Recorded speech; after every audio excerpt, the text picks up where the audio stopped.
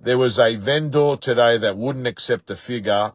We were $50,000 short, and everyone tried, the whole real estate team tried, and at the end, all it took me was to have a conversation and say to the owner, listen, we've got 1.1. I know you want 1,150,000, but do you reckon that it makes good business sense in this current market to go to the casino to put $1.1 million down on the table to win $50,000? And sometimes you've got to use metaphors that people can process and understand, because real estate can actually be telephone numbers to your average person. But when you actually paint a picture and describe a scenario that people can relate to, he turned around and says, no, I don't think it's a good bet. I don't think it would be a smart bet to go to the casino to put $1.1 million down with a hope to win $50,000. And that property sold. So there was a total of 10 properties for auction today, and I'm pleased to let you know that 4 out of 10 have sold. There is one that we're negotiating as we speak, right, which is going to make it 5 out of 10. I'm a 90% certain it's going to get sold after auction. I'm also letting you know that I've just checked in with Ray White head office, who had 85 scheduled auctions, and they have reported for the 5th week in a row an improvement in their numbers. They have a much bigger scale than my auctions. Obviously, they had 85 scheduled as a company all over New South Wales, and they sold 69%. And they're noticing a definite increase in confidence in bidders. Buyers are beginning to understand that we are towards the tail end of interest rate rises. We are not at the end, but we're more than halfway there. It's been evident by the slower increase of interest rates last month, 0.25 instead of 0.5.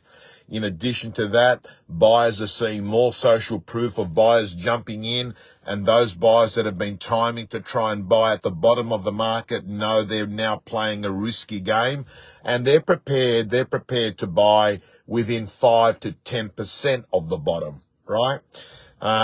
So it's still very, very clear that if you have a beautiful home that needs no work, these properties have not really readjusted their price.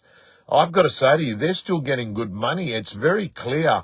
Anyone that's gone in and quoted a home to do a renovation has been absolutely scared, because renovation costs are through the roof. And that's if you're lucky enough to get a builder. The average number of bidders that Ray White reported today was 4.5. So what they do is they look at the total number of people that are registered on all the properties and then divide it by the number of properties, and they come up with the average property bidders per property. It was 4.5. And listen, all I can say to you is I'm pretty optimistic. And even though when you look at my numbers, 4 out of 10, maybe it'll be 5 out of 10, 40 to 50% clearance rate is reasonable in a year like this. But team, all I can say to you is we've got 8 weeks left.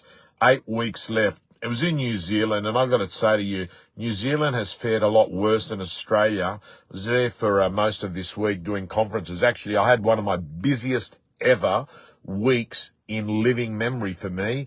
I did 8 conferences over 3 cities, and it took its toll on me, because a lot of people don't realize I'm not a professional just do speaking at conferences. I mean, I run a business that's got thousands of members on various platforms. I've got commitments to a number of companies. I do a lot of one-on-one coaching. It just doesn't stop. And then when you add travel and you add time away at these conferences, it really means that the week becomes hectic. I've got to fly off to Brisbane on Sunday night, which is tomorrow, for conferences again in Brisbane. And I've got a lot of conferences in Sydney next week. So, I'm going to head home. I just want to chill out, relax. I want to get a Vietnamese beef pho. I had one today. I love heating up my throat when I've got a bit of a sore throat. Anyway, team, signing off.